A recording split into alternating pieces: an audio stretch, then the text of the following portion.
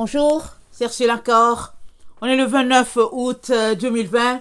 Alors je viens sonner la trompette une seconde fois aujourd'hui et je viens proclamer le retour de notre Seigneur Jésus-Christ. Amen. Nous sommes dans les temps où le Seigneur Jésus-Christ annonce sa venue. Alors il est donc très important qu'on puisse se préparer. Alors c'est pas vrai que, au fait, une fois qu'on a été, ou bien une fois qu'on a fait l'expérience du salut, c'est pas vrai que on vit les mains croisées à ne rien faire et puis à attendre. Non, ça marche pas comme ça. On est appelé à travailler à notre salut avec crainte et tremblement, comme c'est dit dans la parole de Dieu. Et puis, alors qu'on marche, travaillant à notre salut, il est donc très important qu'on puisse s'assurer encore qu'il n'y a pas de petits détails à quelque part. Et c'est de s'examiner et puis de prier sans relâche, comme le Seigneur Jésus-Christ nous a dit, afin qu'il nous soit donné d'échapper à tout ce qui est, ou bien à tout ce qui va arriver sur la terre. Amen. On connaît ce passage-là, Jésus nous l'a dit. Je vais le lire rapidement. Dans Luc, je pense que c'est Luc 21. Et c'est les paroles du Seigneur Jésus. Recommandation. Il dit de prier sans cesse. Amen. Afin qu'il nous soit donné d'échapper. Ça, c'est Luc 21. Le verset 34, il dit, prenez garde à vous-même, de crainte que vos cœurs ne s'appesantissent par les excès du manger et du boire, et par les soucis de la vie, et que ce jour ne vienne à vous à l'improviste, car il viendra comme un filet sur tous ceux qui habitent sur la face de toute la terre. Veillez donc et priez en tout temps, afin que vous ayez la force d'échapper à toutes ces choses qui arriveront, et de paraître debout devant le Fils de l'homme. Alors ça, c'est les conseils que Jésus-Christ nous a donnés. Qu'on est au fait de veiller, il nous a exhortés à veiller et prier, afin qu'on ait la force d'échapper, une énergie qui nous permet d'échapper. Et l'autre élément, c'est de paraître debout. Alors tu peux échapper par des moyens qui ne sont pas ceux de Jésus. Et puis après, maintenant vient le moment de tenir debout devant le Seigneur et tu n'es pas capable de te tenir debout. Tu n'es pas capable de le regarder dans les yeux parce que tu as pris des moyens détournés pour pouvoir échapper à toutes ces tribulations-là. Amen. Il est donc très important que nous puissions nous préparer à tout moment, à tout instant, et on n'est jamais assez préparé et on n'est pas à l'abri de tout ce qui est sur le point d'arriver. Personne n'est à l'abri. Et la seule personne qui, au fait, a l'espoir, c'est celle-là qui garde les yeux fixés sur le Seigneur et qui fait du psaume 91 vraiment son récit quotidien. Amen. Alors, je viens continuer sur la vidéo qu'on a commencé le matin. Et la deuxième partie, je viens parler de « Tu es responsable de ton égarement ». Seul, tu es responsable de ton égarement. Alors, ce matin, en nous quittant, on a parlé du psaume 89. Et ce psaume-là nous a relaté la base du trône de Dieu, à savoir la justice et l'équité. Et la bonté et la fidélité sont constamment devant sa face. Question de dire que si nous voulons, au fait, si nous voulons échapper, ou bien si nous ne voulons pas subir l'égarement dont la parole de Dieu parle, il est très important que la justice, la fidélité, l'équité, la bonté, ces vertus-là puissent être trouvées dans nos vies. Et ce n'est pas des vertus qui tombent sur nous comme ça. C'est des vertus qu'on va chercher par notre vie de prière et puis par notre obéissance au Seigneur Jésus-Christ, par notre renoncement à nous-mêmes afin de revêtir Christ. Ça, c'est très, très important. Alors, on l'a mentionné, on en a même parlé. Alors, justice, fidélité, équité, bonté, qui sont au fait des qualités et qui devraient être trouvées chez les enfants de Dieu. Amen. Pour surtout ceux-là qui travaillent afin d'éviter que la puissance d'égarement soit leur lot. Amen. Alors, 2 Pierre 1, le verset 1 à 8 nous informe de quelque chose de très important. Alors, 2 Pierre 1, 2 Pierre 1, le verset 1 à 8. Simon Pierre, serviteur et apôtre de Jésus-Christ, à ceux qui ont reçu en partage une foi du même prix que la nôtre, par la justice de notre Dieu et du Sauveur Jésus-Christ. Encore, on voit le mot justice. Que la grâce et la paix vous soient multipliées par la connaissance de Dieu et de Jésus notre Seigneur. Amen. Comme sa divine puissance nous a donné tout ce qui contribue à la vie et à la piété au moyen de la connaissance de celui qui nous a appelés par sa propre gloire et par sa vertu, lesquels nous assurent de sa part les plus grandes et les plus précieuses promesses, afin que par elles, vous deveniez participants de la nature divine, en fuyant la corruption qui existe dans le monde par la convoitise. Je vais m'arrêter là. Alors la corruption, au fait, on l'acquiert par la convoitise.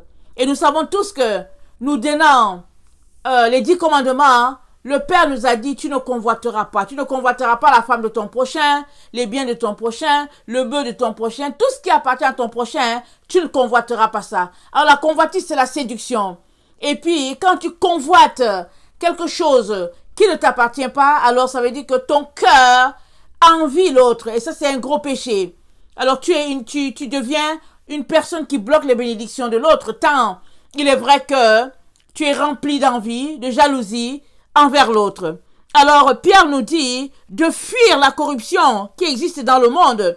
Et cette corruption-là, elle arrive par la convoitise. Amen. Il dit à cause de cela, faites tous vos efforts pour joindre à votre foi à la vertu la science, à la science la tempérance, à la tempérance la patience, à la patience la piété, à la piété l'amour fraternel, à l'amour fraternel la charité. Car, verset 8, si ces choses sont en vous, et y sont en abondance, elles ne vous laisseront point oisifs, ni stériles pour la connaissance de notre Seigneur Jésus-Christ. Donc voilà, toutes ces qualités citées-là sont des vertus que Pierre nous encourage à avoir. Parce que si on les a, on ne sera pas oisif. Autrement dit, si nous travaillons à avoir ces vertus-là, on ne peut pas être oisif parce que ça demande une concentration, ça demande une vie de prière pour pouvoir être revêtu de Christ. Alors, revêtir Christ, c'est revêtir ses qualités. Et parmi ces qualités, nous avons la vertu, nous avons la tempérance, la patience, l'amour, la piété, etc., etc. Donc, l'apôtre Pierre nous encourage à avoir ces vertus-là, ces qualités-là. Et il dit, celui en qui ces qualités manquent là, il est aveugle. Alors, on va lire le verset 9. Mais celui en qui ces choses ne sont point est aveugle. Et nous savons tous que si tu es aveugle, ça veut dire que tu ne vois pas. Alors, comment vas-tu faire pour gagner l'autre rive? Parce que si tu es aveugle, ça veut dire qu'il y a déjà un problème d'orientation. Il y a un problème de déplacement. Alors, il y a beaucoup de choses qui te bloquent. Tu deviens une personne très très limitée parce que tu n'arrives pas à avancer, tu n'arrives pas à aller plus loin. Et Pierre nous dit donc que si ces qualités-là te manquent, tu es aveugle. Tu ne vois pas loin et en plus de cela, tu as mis en oubli la purification de tes anciens péchés. Alors, nous comprenons par là que nous sommes appelés à nous sanctifier constamment et à nous souvenir d'où nous venons. Alors, mettre en oubli ces anciens péchés, c'est que tu ne te souviens pas d'où tu viens. Mais quand tu t'arrêtes et que tu te souviens de ce que tu étais et comment Jésus-Christ t'a racheté, tu t'arrêtes, tu dis, oh Seigneur, Seigneur, aie pitié, merci de m'avoir tiré de cette boue et aide-moi à ne pas retourner. Et souvent même, il peut t'arriver de repenser à certaines choses de ton ancienne vie et tu es tellement honteux que tu dis, Seigneur, aie pitié de moi, pardonne-moi encore. Quoi qu'il t'a déjà pardonné, quoi qu'il t'a déjà au fait, tiré de là, mais tes pensées peuvent retourner à cette vie passée-là. Et ce n'est pas tant mauvais que ça, dans ce sens que, une fois que tes pensées retournent à ton passé, alors, dans ton humilité, tu viens devant Dieu pour dire, Seigneur, pardonne-moi encore et aide-moi à ne pas retourner là-bas. Je n'aimerais pas retourner à cette vie-là. Alors, c'est pas mauvais de se souvenir de son ancienne vie. Parce que quand tu te souviens de ton ancienne vie, ça veut dire que tu n'as pas mis en oubli tes anciens péchés. Alors, tu travailles de manière à ne pas retomber là-dedans. Parce que les péchés, vous savez, alors facilement, on est gagné par le péché. Il est donc très important qu'on puisse travailler de manière à demeurer dans la sainteté, dans la pureté. Je le dis, je vous le dis, je le dis aussi pour moi-même. Amen. Il est donc très important que nous puissions vraiment prier, supplier le Père de nous y aider. Ok. Et puis l'autre point aussi, c'est que tu es appelé à t'appliquer. On va le lire. Et le verset 10, il dit, c'est pourquoi, frères, appliquez-vous d'autant plus à affermir votre vocation et votre élection. Car en faisant cela, vous ne broncherez jamais. Et ça, c'est vrai. Alors, quand tu passes en revue ces vertus-là, et que tu te rends compte que c'est des qualités extraordinaires pour quiconque veut s'approcher de Dieu, alors non seulement travailles-tu de manière à avoir ces qualités-là et à les garder, mais aussi tu travailles, tu es appelé à affermir la vocation et ton élection. Alors, parce que vous savez, ce n'est pas quiconque dit qu'il est élu qui est élu. La Bible dit, il y a beaucoup d'appelés et il y a très peu d'élus. Et qui est l'élu? C'est celui-là qui travaille d'arrache-pied à être un élu. Et c'est celui-là, parce que Dieu ne fait exception de personne. Mais si toi tu t'arrêtes au fait que Jésus-Christ est mort sur la croix, et tu as accepté ce fait-là, et qu'il est ton sauveur et Seigneur, et que tu mènes une vie dans la chair, alors sache que la chair ne peut te conduire devant le trône. Il n'y a personne qui, vivant selon la chair, sera sauvé. Ce n'est pas possible. La seule manière pour toi d'arriver devant le trône, c'est de devenir à la ressemblance de Christ, à savoir quelqu'un qui prie Dieu en esprit et en vérité, parce que ce sont là les adorateurs que le Père demande, comme Jésus-Christ l'a dit dans Jean 4. Il est donc très important que nous puissions vraiment faire attention, être des personnes très très prudentes, des personnes simples comme des colombes, et puis prudentes comme des personnes prudentes comme des serpents. Et c'est cela que Jésus-Christ nous a dit. Parce que le monde qui nous entoure est un monde de séduction. Alors si on ne fait pas attention, on peut se retrouver sans le réaliser à être tiré en arrière. Alors une fois que tu réalises que tu es un élu, tu travailles d'arrache-pied à demeurer cet élu-là, tu travailles d'arrache-pied à parfaire ta vocation, comme Pierre a dit. Alors, lisons Luc 13, le verset 24 à 25. Ça nous dit ceci. Luc 13, le verset 24 à 25. Excusez-moi. Ça dit ceci. Efforcez-vous d'entrer par la porte étroite, car je vous le dis, beaucoup chercheront à entrer et ne le pourront pas. Quand le maître de la maison se sera levé et aura fermé la porte, et que vous, étant dehors, vous commencerez à frapper à la porte en disant « Seigneur, Seigneur, ouvre-nous », il vous répondra « Je ne sais d'où vous êtes ». Alors, vous vous mettrez à dire « Nous avons mangé et bu avec toi, et tu as enseigné dans nos rues ». Et il répondra « Je vous le dis, je ne sais d'où vous êtes. Retirez-vous de moi, vous tous ouvriers d'iniquité. » Alors, on comprend par là que il est très important d'ôter de notre vie toutes les iniquités possibles. Amen. Alors, si tu ôtes de ta vie, si tu travailles de manière à ôter l'iniquité de ta vie, ça veut dire que tu dois avoir une vie rangée, s'il te plaît, en toutes choses. Par ton regard, par ton langage, par tout ce que tu fais, ta vie doit être rangée. et équilibré pour demeurer dans la voie du Seigneur, ce chemin étroit-là. Amen. Et Matthieu 7, le verset 13 à 14 nous dit ceci.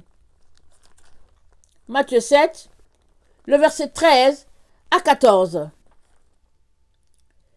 Entrez par la porte étroite, car large est la porte, spacieux est le chemin qui mène à la perdition, et il y en a beaucoup qui entrent par là. Mais étroite est la porte, resserrez le chemin qui mène à la vie, et il y a peu qui les trouvent. Il y a peu qui les trouvent. Alors, il parle de lait. Alors, pourquoi c'est au pluriel? Alors, il dit,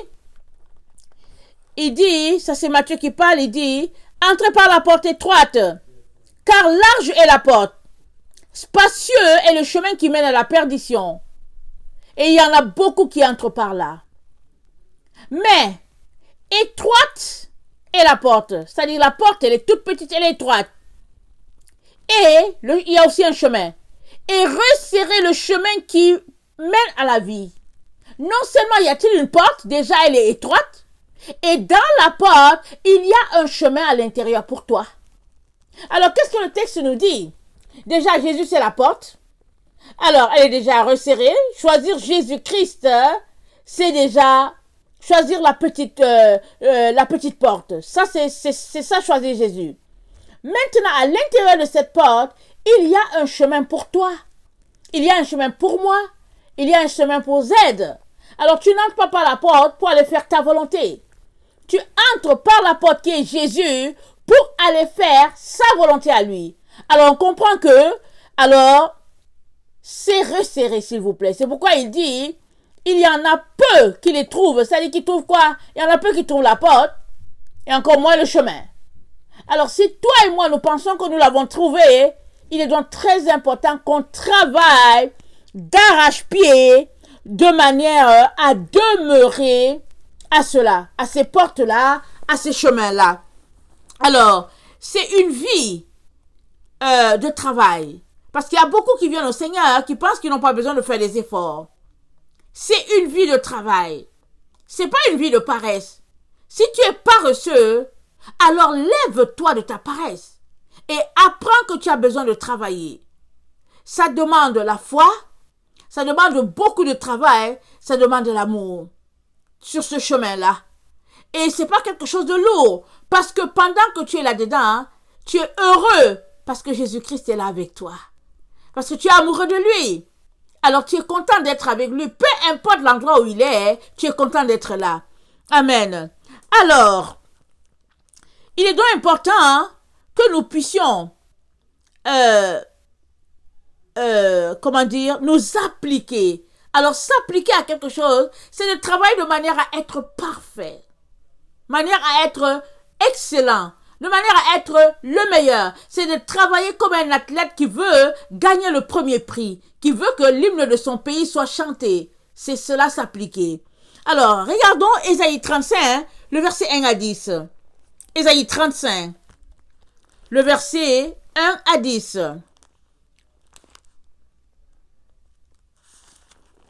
Ça dit ceci. Le désert et le pays aride se réjouiront. La solitude s'égayera et fleurira comme un narcisse. Elle se couvrira de fleurs et tressaillera de joie, avec chant d'allégresse et cris de triomphe. La gloire du Liban lui sera donnée, la magnificence du Carmel et de Saron. Ils verront la gloire de l'Éternel, la magnificence de notre Dieu. Fortifiez les mains languissantes et affermissez les genoux qui chancellent. Dites à ceux qui ont le cœur troublé, prenez courage, ne craignez point. Voici votre Dieu. La vengeance viendra. La rétribution de Dieu. Il viendra lui-même et vous sauvera. Alors s'ouvriront les yeux des aveugles, s'ouvriront les oreilles des sourds. Alors le boiteux sautera comme un cerf, et la langue du muet éclatera de joie. Car des eaux jailliront dans le désert, et des ruisseaux dans la solitude. Le mirage se changera en étang, et la terre desséchée en source d'eau. Dans le repère qui servait de gîte aux chacals, croîtront les roseaux et les joncs. Il y aura là un chemin frayé, une route, qu'on appellera la voie sainte. Nul impur n'y passera. Elle sera pour eux seuls. Ceux qui la suivront, même les insensés, ne pourront s'égarer. Sur cette route, point de lion. Nulle bête féroce ne la prendra. Nul ne s'y rencontrera. Les délivrés y marcheront. Les rachetés de l'Éternel retourneront. Ils iront à Sion avec chant de triomphe, et une joie éternelle couronnera leur tête. L'allégresse et la joie s'approcheront, la douleur et les gémissements s'enfuiront. Alors, une fois qu'on embrasse le chemin, au fait, de la sainteté, de la pureté, le chemin de renoncement à soi, nous devons comprendre que nous devons fortifier nos mains. Qu'est-ce que ça veut dire fortifier les mains? Les mains, c'est le travail. Amen. Affermir leurs genoux, c'est la prière. Et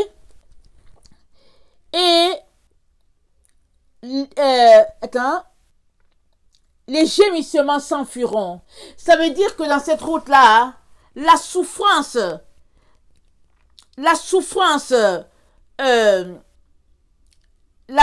nous gardera proche du Seigneur, et nous devons travailler de manière à ce que notre relation, notre intimité avec notre Dieu puisse être parfaite. Amen. Alors c'est une vie à tous les jours, à tout moment. Alors tu ne viens pas aujourd'hui te mettre à genoux devant le Seigneur et demain et après cela ne plus le faire. C'est un style de vie, un choix de vie. Une fois que tu choisis cette vie-là, tu continues là-dedans. Tu t'appliques de manière à ce que tu puisses vraiment ressembler à ton Christ. Et c'est un style de vie finalement. Amen. Alors voilà pourquoi, une fois que tu embrasses cette vie, de plus en plus tu ressembles au Seigneur. C'est pourquoi, si tu dis que tu suis Jésus-Christ et que tu marches aussi selon le monde, ça ne se comprend pas. Les gens ne comprennent pas. Parce que c'est une décision. C'est un choix de vie. Et une fois que tu es là, tu restes là. Alors voilà pourquoi le Seigneur nous dit que tu es responsable de ton égarement. Parce que très très souvent, on décide qu'on veut choisir on décide de choisir le Seigneur, de le suivre, mais en cours de route, on renonce. On continue donc à faire des ABC, mais c'est plus de la religiosité qu'on pratique. À partir de ce moment-là, il n'y a plus de relation, il n'y a plus d'intimité, il n'y a que du leurre. Et le Seigneur nous donne les éléments que nous devons observer pour ne pas nous retrouver sur le chemin de l'égarement. Rappelons-nous, Jésus-Christ a dit quoi? Dans 2 Thessaloniciens 2, le verset 11, il dit « Parce qu'ils n'ont pas aimé la vérité qui les aurait sauvés, alors le Père leur envoie une puissance d'égarement. » Alors c'est Dieu lui-même qui envoie une puissance d'égarement à tous ceux-là qui n'aiment pas la vérité. Alors l'égarement, c'est le cadeau ou bien c'est la cerise sur le gâteau de tous ceux-là qui aiment le mensonge, de tous ceux-là qui aiment la duplicité, qui aiment la fausseté, qui aiment l'hypocrisie. Alors Dieu est patient, il est patient, il est patient. Hein? À un moment donné, afin d'avancer avec son plan à lui, il envoie l'égarement afin de, tout simplement d'afficher qui la personne est, et en plus de cela, afin de vraiment lui donner ce qu'il veut, parce que le Père nous donne toujours ce que nous voulons. Dieu nous donne les désirs de notre cœur. Alors si c'est vraiment Dieu que tu aimes, si c'est Jésus-Christ que tu aimes, alors montre-lui ton amour. Mais ne joue pas à cache-cache. Ne sois pas avec Jésus-Christ quand tes amis chrétiens sont là, et puis quand ils sont pas là, tu marches selon la mondanité, ou bien tu pratiques ta magie. Parce qu'il y a des gens qui ont une double vie. Dans le monde spirituel, ce sont les magiciens, ce sont les sorciers. Et puis, dans la vie de dimanche, ce sont les chrétiens. Et puis, tu t'arrêtes, c'est à ne rien comprendre. Alors, de telles personnes, puisqu'elles sont là, leur jeu, viendra le moment où, en tout cas, elles seront livrées. Parce que c'est ça qui est dit là. Il est donc important que toi et moi, nous puissions être vrais, nous puissions être honnêtes, nous puissions être droits. La droiture d'esprit est très très importante. Prions, supplions le Père de nous aider, travaillons d'arrache-pied à ne pas être trouvés, à pratiquer l'hypocrisie et puis toutes ces choses-là que le Père n'aime pas. Ça sont les œuvres des ténèbres. Et le Père a horreur de l'hypocrisie. Il a dit dans Apocalypse 22, il a dit que celui qui est souillé se souille encore davantage. Et que celui qui est sanctifié se sanctifie encore davantage. Il n'aime pas que tu mélanges les deux. Il a dit à Laodicée, tu n'es pas froid, tu n'es pas chaud, parce que tu es tiède, je te vomis. Alors le Père aime qu'on prenne position. Une fois que tu as pris position, il peut venir t'aider. Suppose que tu as choisi de te vautrer dans le péché. Alors son amour est tellement grand que peut-être qu'il va envoyer quelqu'un te parler et puis pendant que tu es dans le péché. Parce qu'il est amour. Alors tu sortiras de là. Or, si dans le fond, on ne sait pas si tu es dans le péché ou bien si tu es marchant avec Jésus, finalement tu pratiques une vie qui n'est pas à ton avantage. Et Jésus-Christ te dit, dans l'un comme dans l'autre, tu es gagnant. Alors si tu choisis une vie de péché, il te dit vas-y à plein. Au moins tu seras satisfait dans ta vie d'avoir vécu pleinement selon la chair. Tu seras content une fois que tu seras privé tu seras loin de Dieu. Tu seras content que tu as quand même vécu dans la chair. Tu as profité pleinement de ta chair, du péché, des abominations. Tu vas juste réaliser que, au fait, c'était ton choix. Maintenant, si tu choisis aussi de suivre Jésus, il te dit, vas-y à plein, laisse notre chemin. Et le Père te récompensera, tu te retrouveras vers le Père.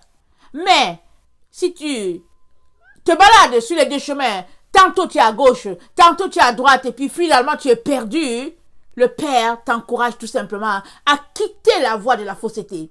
Ça, c'est la voie de l'hypocrisie. Et aucun hypocrite n'héritera le royaume des cieux, dit le Père.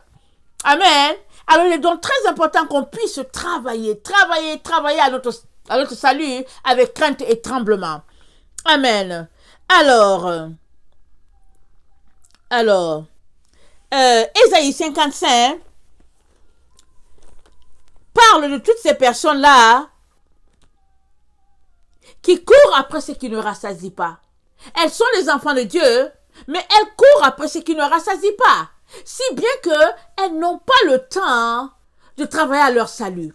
Allons-y, lisons Ésaïe 55. Alors moi, je viens t'encourager aujourd'hui, de la part de notre Dieu, à travailler vraiment d'arrache-pied de manière à demeurer près de notre Seigneur. Ce n'est pas vrai que Jésus-Christ est appelé à tout faire pour toi.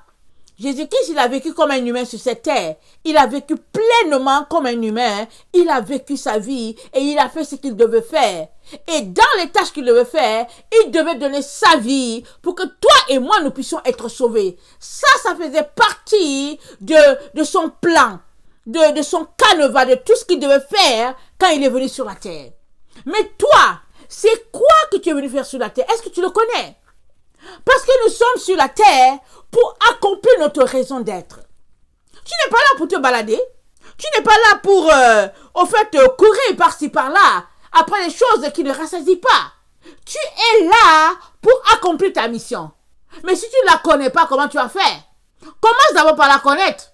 Et pour connaître ta mission, s'il te plaît, ça prend du temps dans la prière, dans le jeûne, dans la supplication, pour que tu puisses ôter de ta vie toutes les distractions, tous les péchés, toutes les iniquités. Pendant que tu enlèves toutes ces choses-là de ton chemin, tes yeux commencent à voir.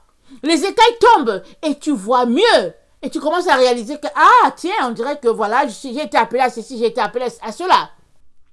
Et le diable craint toutes les personnes qui connaissent leur appel. Parce qu'elles ne s'amusent pas. Elles savent qu'elles sont venues pour ceci et elles se concentrent à accomplir leur mission et à rentrer à la maison. Alors, Ésaïe 55, le verset 2, ça nous dit ceci. Pourquoi pesez-vous de l'argent pour ceux qui ne nourrissent pas? Pourquoi travaillez-vous pour ceux qui ne rassasient pas?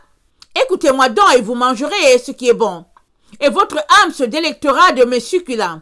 Prêtez l'oreille et venez à moi. Écoutez et votre âme vivra. Je traiterai avec vous une alliance éternelle pour rendre durable mes faveurs envers David. Voici, je l'ai établi comme témoin auprès des peuples, comme chef et dominateur des peuples. Voici, tu appelleras les nations que tu ne connais pas. Et les nations que tu ne connais pas accourront vers toi, à cause de l'Éternel ton Dieu, du Saint d'Israël qui te glorifie. Cherchez l'Éternel pendant qu'il se trouve. Invoquez-le tandis qu'il est prêt. Que le méchant abandonne sa voie et l'homme d'iniquité ses pensées, qu'il retourne à l'Éternel qui aura pitié de lui, à notre Dieu qui ne se lasse pas de pardonner. Car mes pensées ne sont pas vos pensées, et vos voix ne sont pas mes voix, dit l'Éternel. Autant les cieux sont élevés au-dessus de la terre, autant mes voix sont élevées au-dessus de vos voix, et mes pensées au-dessus de vos pensées. Amen. Alors, les voix de Dieu ne sont pas les nôtres. Alors, si tu choisis la voix de Dieu, vas-y avec respect, crainte et tremblement, et il t'aidera à pouvoir connecter parfaitement à ce qu'il a pour toi. Mais, si tu dis que tu embrasses le Seigneur et que finalement tu cours après les futilités, après les choses qui ne rassasient pas, après l'argent, après les biens de ce monde, tu ne peux pas avoir les deux. Tu ne peux pas courir après les choses de Babylone et en même temps désirer les choses de la Jérusalem céleste. C'est pas possible. C'est soit Babylone, c'est soit Jérusalem. Et c'est un choix. Tous tes choix dans la vie. Que choisis-tu?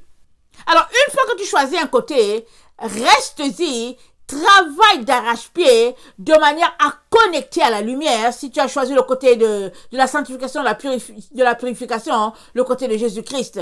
Amen. Alors, Dieu, notre Père nous dit, prêtez l'oreille, venez à moi écouter et votre âme vivra. Il nous a dit, à quoi sert-il à l'homme de gagner le monde entier s'il devait perdre son âme? À quoi sert-il à un être humain de gagner le monde entier s'il devait perdre son âme? Alors on prend tellement de temps, tellement d'énergie à courir après des diplômes, à courir après un travail. On se lève souvent le matin à 5 heures pour attraper le métro, etc., etc. On passe la journée à courir et quand on revient, on est fatigué, on n'est pas capable de lire la Bible, mais au moins on a notre ego. On est content, on a l'impression que bon voilà, on a réussi dans la vie, on est quelqu'un, et puis quand on se retrouve au milieu des gens, on est considéré, et tout ça, et tout ça. Mais ça là, ce n'est pas la vie. C'est de l'esclavage. Et tu es esclave au système de Babylone. Mais si tu veux embrasser Jésus, si c'est la vie de Jésus que tu veux, cette vie de quiétude, de tranquillité, cette vie paisible, alors Jésus-Christ te dit, il dit, pourquoi travailles-tu pour ce qui ne rassasie pas? Il te le dit. Il dit, pourquoi pèses-tu de l'argent pour ce qui ne te nourrit pas? Et puis, il dit, écoute, et tu mangeras ce qui est bon. Et qu'est-ce qui est bon? C'est la parole de Dieu. Et ton âme se délectera. Et de mes succulents, il dit, tout cela, je vais te donner toutes ces choses-là. Mais arrête-toi et considère les voies que tu as choisies. Et dans les temps où nous sommes, les gens courent par-ci, par-là, il y a des gens il y a le déplacement, il y a l'immigration, les gens quittent des continents, ils vont ailleurs pour un certain standing, pour plus, pour une meilleure vie, comme ils disent, pour le matériel, pour avoir plus d'argent, pour pouvoir voyager, pour pouvoir être quelqu'un, etc., etc. Mais tout cela, la Bible dit, tout ça, c'est pour la perte de la personne. La seule chose qui va assurer la vie pour toi, c'est de connaître Dieu. Et Jésus-Christ est le chemin par lequel tu vas connaître Dieu. Nous sommes appelés à connaître ce Dieu-là.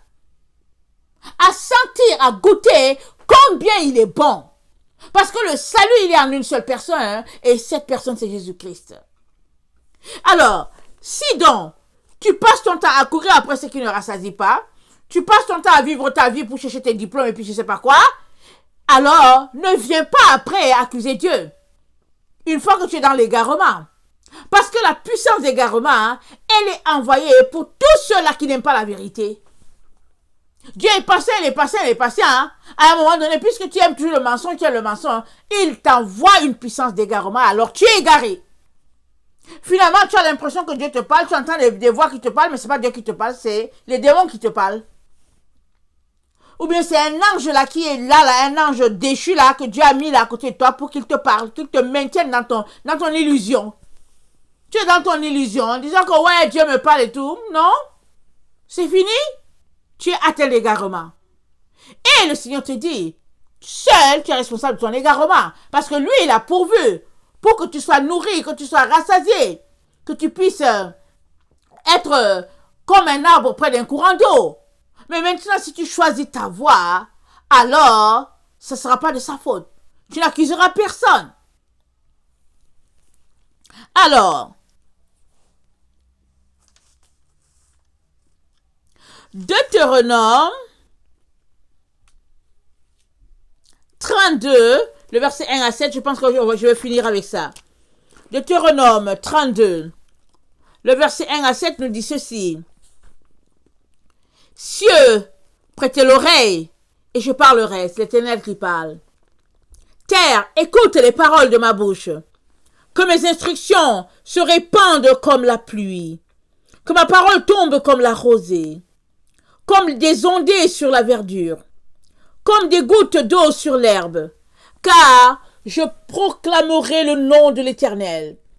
Rendez gloire à notre Dieu. Il est le rocher des œuvres. Non, il est le rocher. Ses œuvres sont parfaites. Car toutes ses voies sont justes. C'est un Dieu fidèle et sans iniquité. Il est juste et droit. S'ils se sont corrompus, à lui n'est point la faute.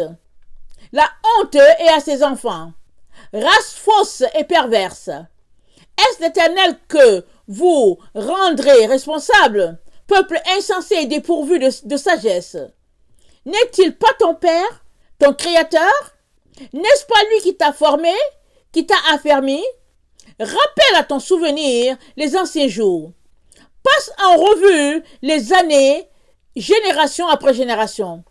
Interroge ton père et il te l'apprendra, tes vieillards et ils te le diront. On va s'arrêter là. Alors l'Éternel lui-même est en train de nous réveiller ici. Il nous dit, est-ce que c'est l'Éternel que nous allons rendre responsable de notre égarement? Est-ce qu'il n'est pas notre Père, notre Créateur? Comment se fait-il qu'on n'a pas de relation avec lui? Comment se fait-il qu'on ne le cherche pas? Comment se fait-il qu'on est dans cette situation piteuse-là? Parce que ce n'est pas de sa faute à lui. Comment? Lui-même, il nous pose la question. Il dit, est-ce que c'est lui qu'on va accuser un jour? Parce que lui, il ne veut que nous sauver. Il ne veut que nous connecter à la lumière, sa lumière. C'est dit que c'est un Dieu fidèle, sans iniquité. Il est juste et droit. Encore une fois de plus, justice, droiture, bonté, équité, des qualités que nous sommes appelés à avoir si nous voulons demeurer dans la vérité. Parce que, à force de ne pas aimer la vérité, alors une puissance d'égarement se retrouvera sur notre chemin afin vraiment que nous soyons satisfaits de notre égarement, de notre mensonge. La puissance d'égarement, c'est pour tous ceux-là qui aiment le mensonge.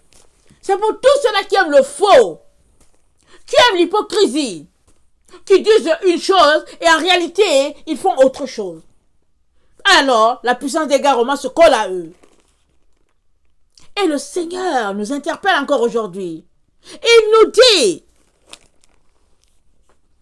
s'ils se sont corrompus, à lui n'est point la faute. La honte est à ses enfants. La honte est à toi et à moi si nous nous corrompons. Mais pas à Dieu. Nous sommes appelés à rendre gloire à Dieu en toutes choses, à apprendre à nos enfants à rendre gloire à Dieu. Mais si nous passons notre vie à courir après les futilités de ce monde, n'accusons pas Dieu, n'accusons pas le pasteur, n'accusons pas les anciens, n'accusons pas comment on les appelle, les évangélistes, n'accusons personne. Prenons au moins nos responsabilités, reconnaissons que nous sommes responsables de cela et réglons la situation. Parce qu'il y a une chose qui libère, c'est le fait que quand tu reconnais ton tort, le Seigneur t'envoie vraiment une grâce particulière. Il t'aide. Nous, on est dans la génération où on accuse tout le monde. Notre génération là, la génération dans laquelle nous sommes, l'époque dans laquelle nous sommes, 19e, 20e siècle, 21e, c'est les gens qui passent le temps à accuser les autres. Les autres ont fait toujours, ils sont comme ça à cause de leur papa, à cause de leur maman, parce qu'ils ont été abusés, et puis le professeur avait fait comme ci, et puis la tante avait fait cela, et puis. Ils ne sont jamais responsables d'eux-mêmes. Pouvons-nous prendre nos responsabilités, nous arrêter et réclamer la grâce divine pour qu'il puisse nous aider à sortir de là? Parce que ça commence par là. Vous connaîtrez la vérité. La vérité où? Sur vous. La vérité sur la situation. Et elle vous affranchira. La vérité libère. C'est une puissance qui libère. Et donc très important que toi et moi puissions aimer la lumière. La vérité, c'est elle la lumière. Il est très important que nous puissions fuir les ténèbres. Et les ténèbres, c'est tout ce qui se passe dans notre monde. Tu ouvres la télévision, on te bombarde de l'esprit de mensonge. Ferme ça immédiatement. Allez, ferme ça. Prends ta Bible. La vérité est là. La lumière est là. Prends ta Bible. Et prends plaisir à t'asseoir devant Dieu. C'est tellement agréable de lire ce livre-là. Parce que c'est Dieu en personne, là. Mais si tu penses que c'est un journal, tu ne connecteras jamais à Dieu. Mais si tu penses que c'est Dieu qui t'a donné sa parole, alors tu viendras et il ouvrira tes yeux spirituels. Tu verras des choses que tu n'avais pas l'habitude de voir. Et tu auras cette connexion-là. Et tu ne seras pas dérangé de savoir que en personne même Dieu n'est pas là. Tu ne le vois pas, ou bien Jésus, tu ne le vois pas, mais tu vas le sentir. Tu vas le percevoir. Parce que tu es en connexion, qu'il soit là ou pas. La Bible dit, absent de corps, c'est être présent avec le Seigneur. Donc, l'important, c'est pas qu'il soit là en face. L'important, c'est que ta relation avec lui soit telle que, vraiment, qu'il soit là ou pas, en tout cas, tu sais que toi et lui, inséparables. Vraiment, que le Seigneur nous donne, mes chers frères et chères sœurs, prions que le Seigneur nous donne la grâce d'arriver à cette vie-là, de renoncement au monde et d'accepter notre réalité, notre vérité.